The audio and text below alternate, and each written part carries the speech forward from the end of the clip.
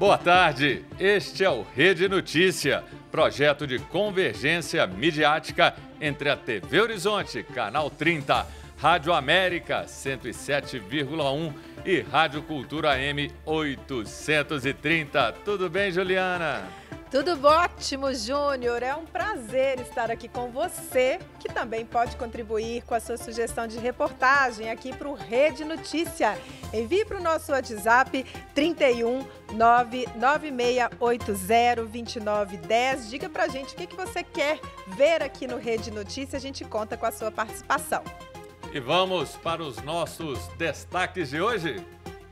Governo Lula é aprovado pela maioria da população brasileira.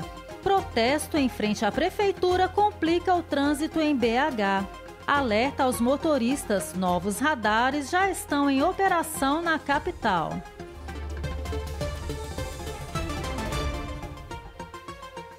Júnior, tempo já virou aqui em Belo Horizonte, hein? Tem previsão de pancadas de chuva. Segundo a Defesa Civil, possibilidades de raios e rajadas de vento agora à tarde. A mínima hoje foi de 20 graus e a máxima pode chegar a 27 graus. A umidade relativa do ar está em 76%. Eu sou Juliana Lima. E eu sou o Júnior Brasil. Segundo pesquisa da Quest, divulgada hoje, 52% das pessoas aprovam o governo do presidente Lula e 47% reprovam. Os outros 1% não sabem ou não responderam. A maior aprovação do governo do petista é registrada na região Nordeste, com 67%. Na região Sudeste, 44% aprovam e 53% reprovam o governo. Lula é aprovado pela maioria das mulheres, com índice de 54%. Entre os homens, 49% de aprovação e 50% de reprovação. A pesquisa completa você encontra nos sites tvhorizonte.com.br e americabh.com.br. E ainda falando sobre o presidente Lula, ele continua internado no Hospital Sírio-Libanês em São Paulo, com previsão de alta no início da próxima semana. Conforme divulgado pela equipe médica do hospital, o presidente se recupera bem, mantém o quadro estável e deve permanecer pelo menos mais um dia na UTI. Sobre este assunto, a nossa equipe conversou com o médico neurologista Fidel Meira, presidente da Sociedade Mineira de Neurologia, que falou dos sinais e sintomas que indicam a necessidade de uma ajuda médica no caso de quedas. Se um idoso teve um traumatismo crânioencefálico, recebeu alta de um serviço médico após ter sido avaliado, quais são os sintomas que a pessoa tem que ficar mais atenta? Principalmente o surgimento de dor de cabeça, confusão mental, alterações da fala, a pessoa pode desenvolver fraqueza de um lado do corpo ou uma alteração até de sensibilidade. Qualquer coisa dessa que vá surgindo de forma progressiva ou que venha aparecer de uma vez, ela necessita de uma avaliação médica rápida. O paciente pode ter também crise convulsiva, tá? Que às vezes pode acontecer em algumas situações, ou até episódios de confusão mental. A pessoa está lá conversando, está tudo bem, e de repente começa a ficar desorientado, não sabe relatar mais os fatos, mesmo sem nenhum outro déficit associado. Isso tudo é sinal que ela precisa ser reavaliada. Porque o risco ali é justamente ter formado um hematoma subdural crônico. A maioria das vezes, esses hematomas eles formam mais próximos ao trauma, tá? Porque ele rompe em vasos maiores e ele vai colecionar o sangue. Pode acontecer a ruptura do que a gente chama de veias pontes. Que são pequenas veias que elas não vão fazer um fluxo sanguíneo muito grande. Mas vai ficar gotejando um pouquinho de sangue ali, e isso às vezes pode demorar para manifestar sintoma. Às vezes na casa de semanas, na casa de meses. Eu já tive paciente que meses depois de um traumatismo crânioencefálico, ele veio desenvolver alguma coisa, na que a gente olhou era um hematoma subdural. Então, assim, sabendo que existe um trauma, qualquer alteração que acontecer nesse futuro, ela precisa de a gente sempre lembrar que teve uma queda. Seja semanas, seja meses, ou alguns dias somente depois do traumatismo. A Prefeitura de Belo Horizonte apresenta ações de assistência social e segurança alimentar para 2025. O repórter Giovanni Rodrigues está no local com mais informações. Vamos acompanhar? A Prefeitura de Belo Horizonte anunciou nesta quarta-feira, dia 11, uma série de ações para garantir mais proteção e acesso a direitos à população em situação de vulnerabilidade na capital mineira. Está prevista a criação de 20 novos CRAS, Centros de Referência de Assistência Social, CRPI, Centros de Referência da Pessoa Idosa, além de Centros de Referência Esportiva para pessoa com deficiência.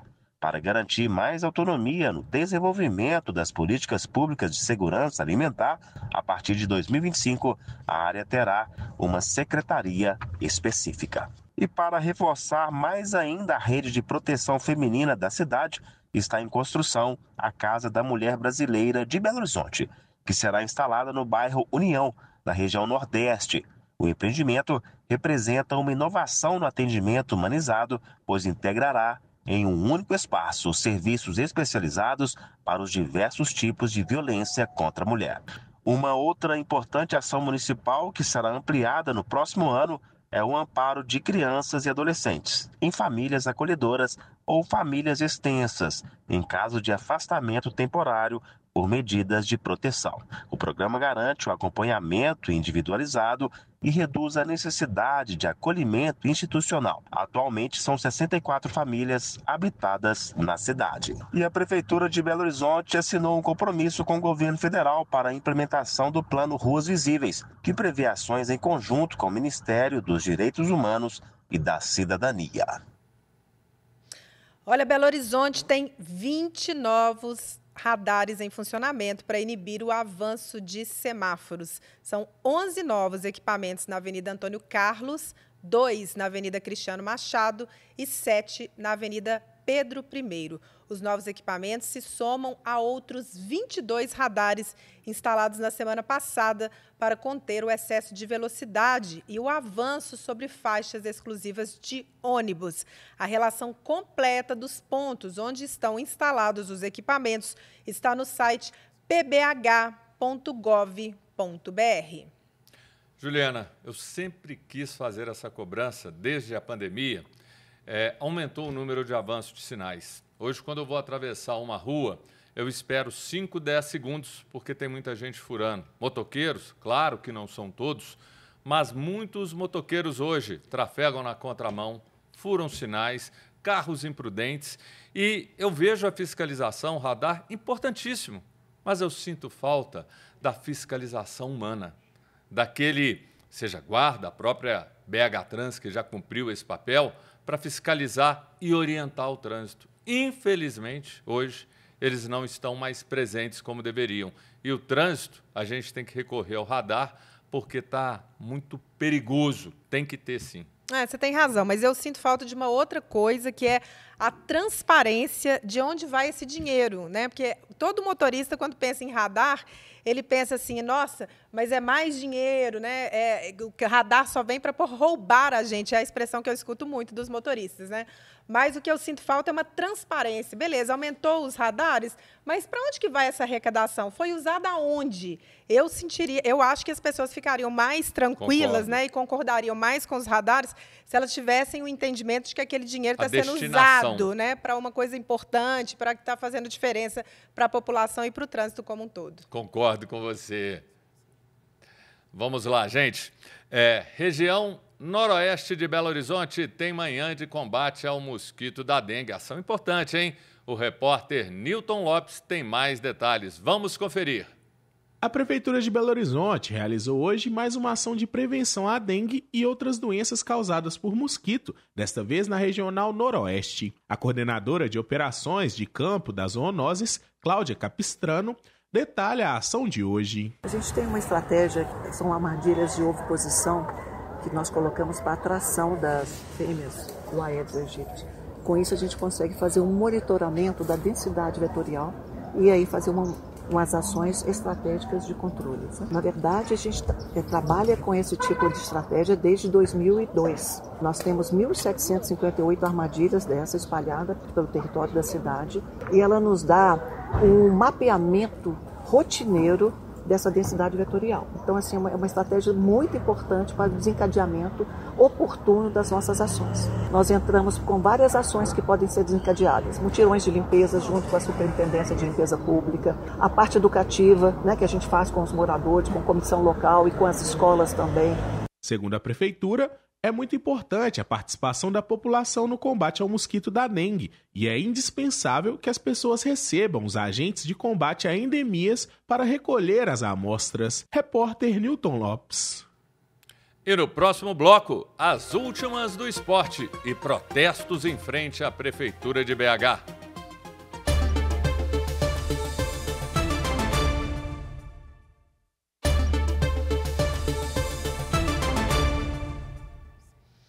O prefeito Fouad Noman continua internado no Hospital Mater Dei e, nesta tarde, um novo boletim médico deve ser divulgado. O prefeito está com um quadro de pneumonia e sinusite desde sábado, dia 7, para tratamento com antibiótico e fisioterapia respiratória. Fouad respondeu bem ao tratamento, segundo os exames de controle de saúde, e deve ter alta nos próximos dias.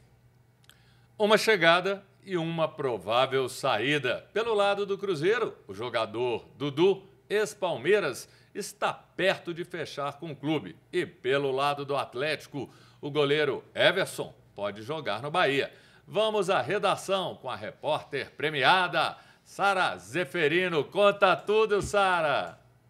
Boa tarde, Júnior. Boa tarde, Juliana. Boa tarde a todos que estão acompanhando aí o Rede Notícia. Vamos falar das últimas aí envolvendo os times mineiros, né? Pelo lado do Cruzeiro, uma notícia que está agitando os bastidores aí, movimentando muito, porque é um velho conhecido da torcida cruzeirense, envolvido até em uma negociação nesse ano, né? Tô falando do Dudu, porque ele chegou a ser anunciado oficialmente pelo Cruzeiro no meio deste ano nas redes sociais. A torcida vivia uma expectativa pela chegada do atacante, que é cria da Toca da Raposa. No entanto, ele voltou atrás, permaneceu no Palmeiras, só que por lá ele já se despediu. Não joga mais pelo Palmeiras e a expectativa é de que ele reincida o contrato com o clube paulista, que iria até o fim de 2025, e aí, com esse contrato já rescindido, ele assina com o Cruzeiro, sendo uma das novidades da Raposa para o ano de 2025. Agora, falando do Galo, né? Falando do lado do Atlético, o torcedor vive uma apreensão porque um dos destaques dessa temporada de 2024 pode estar indo para novos ares, né? O Everson, que a gente confere aí na tela, que foi o destaque positivo, pelo menos na minha opinião, dessa temporada de 2024, salvou o Galo em muitos momentos. Tem uma oferta do Bahia, que já apresentou a oferta oficialmente ao Atlético, de 3 milhões de euros para levar o goleiro para o time do Bahia. E a oferta para o Everson é de um salário de R$1 milhão por mês, Júnior. É muita grana que o Bahia está disposto aí a desembolsar no goleiro atleticano. Verdade, Sara. Eu vou te fazer uma pergunta dificílima agora. É longa-metragem, é minissérie ou novela, o caso do treinador atleticano? É novela e com muitos nomes envolvidos nesse enredo, viu, Júnior e Juliana? Porque a gente acompanha Cuca e Luiz Castro, são os nomes que mais estão bombando nos bastidores do Atlético nesse momento, né? O Cuca é um velho conhecido e o Luiz Castro, técnico português, que foi destaque no comando do Botafogo, né, até metade do ano passado. O Atlético vai apresentar o projeto ao Luiz Castro durante esta semana, mas os bastidores aí sem nenhuma novidade em relação ao que trouxemos ontem, e a gente vai acompanhando aí esse desenrolar da novela. E também tem um possível nome que surge aí um pouquinho nos bastidores, que é do Renato Gaúcho, livre no mercado. Obrigada, Sara. Olha, deflagrada na manhã de hoje uma operação para combater fraudes praticadas através de compras por cartão de crédito. O Ministério Público, em conjunto com a Promotoria de Justiça de Ribeirão das Neves, Polícia Militar e o GAECO, Grupo de Atuação Especial no Combate ao Crime Organizado, vão investigar crimes de estelionato, falsidade documental, organização criminosa e lavagem de dinheiro. Foram cumpridos 12 mandados de busca e apreensão nas cidades de Monte Belo, Ribeirão das Neves, Belo Horizonte, Contagem, Lagoa Santa e Vespasiano. E agora, atualizações sobre o deslizamento de rejeitos na mina turmalina da Jaguar Mining, em Conceição do Pará, no centro-oeste do estado. Há possibilidades de novos deslizamentos por causa da chuva. O capitão do Corpo de Bombeiros de Minas Gerais, Thales Gustavo de Oliveira Costa, tem mais informações sobre a situação das famílias realojadas e animais resgatados. Vamos conferir? Estamos no 5º dia de trabalho. Toda a pilha segue monitorada por georradares de precisão e também por drones. As obras de contenção, considerando novos deslizamentos, estão sendo realizadas. As últimas informações é que de 158 pessoas foram realojadas na rede hoteleira ou em casas de aluguéis. Essas pessoas que estavam na área de risco do povoado de Casquilho de Cima. Também 459 animais foram resgatados, alguns devolvidos aos seus tutores e outros direcionados a uma clínica veterinária, que também está sendo utilizada como rede hoteleira para estes animais. Reforçamos que todo o povoado de Casquilho de Cima permanece isolado e que ainda há a possibilidade de novos deslizamentos. Existe uma grande preocupação com o período chuvoso. As chuvas podem aumentar a possibilidade de novos deslizamentos. É muito preocupante, né, Júnior? A gente vem falando sobre esse assunto e é o tipo de notícia que você não pode abandonar, porque a situação das famílias não vai ser resolvida do dia para a noite. A gente teve esse relato do Corpo de Bombeiros falando, inclusive, da situação dos animais também, né? Uma coisa que, às vezes, as pessoas esquecem, porque são famílias que moravam ali. Então, 459 animais. Você pensa para você realocar isso, porque tem que achar os donos de todo mundo, né? E agora, com essa possibilidade de chuva. Então, muito complicada essa situação dos moradores, e a gente sabe que isso não vai se resolver do dia para a noite. São inúmeras famílias que vão ficar aí, passar provavelmente o Natal e o final do ano sem saber, né, o que vai acontecer. Concordo com você. Olha, a Prefeitura libera retirada de cestas básicas para famílias de alunos em situação de vulnerabilidade na capital. Repórter Letícia Bessa tem as informações. Começa nesta quarta-feira, dia 11, o período para retirada de cestas básicas dentro do programa Cesta nas Férias da Prefeitura de Belo Horizonte. A iniciativa é voltada às famílias de estudantes da rede municipal de ensino em situação de vulnerabilidade.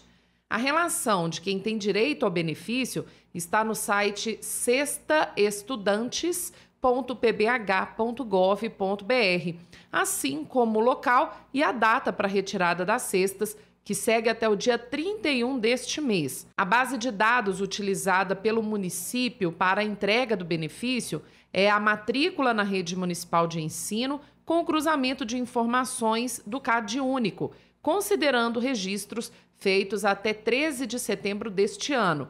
Essa é a terceira vez que a Prefeitura de BH oferta cesta às famílias que precisam do reforço na alimentação durante o período de recesso escolar. Repórter Letícia Bessa. Obrigado, Letícia. Protestos em frente à Prefeitura de Belo Horizonte causam confusão no trânsito, os dois lados da Afonso Pena interditados. Giovanni Rodrigues traz mais informações. Vamos acompanhar?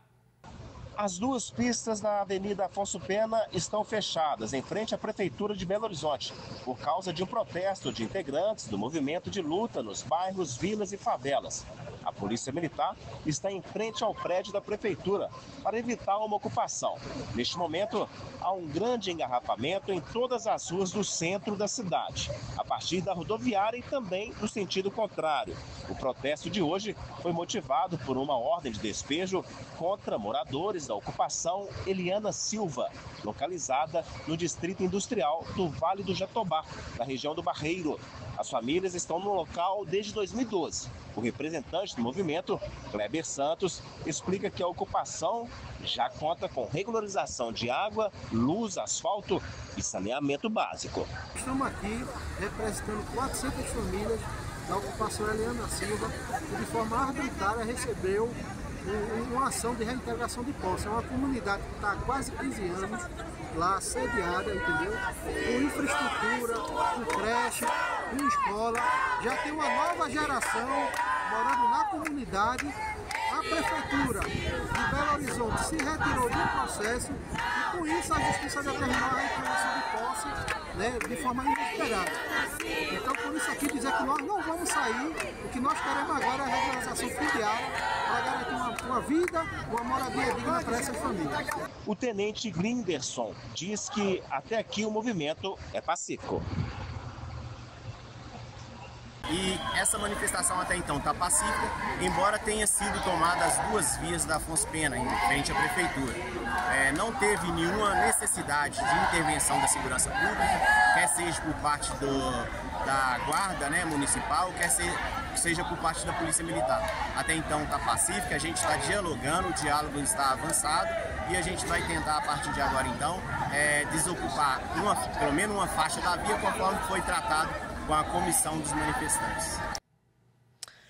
Termina aqui o Rede Notícia, uma produção da Rede Catedral de Comunicação Católica. E não deixe de mandar a sua sugestão de pauta para o nosso WhatsApp 31 99680 2910. Até amanhã. Obrigada, Júnior. Obrigado, Juliana. Até amanhã. Esperamos vocês.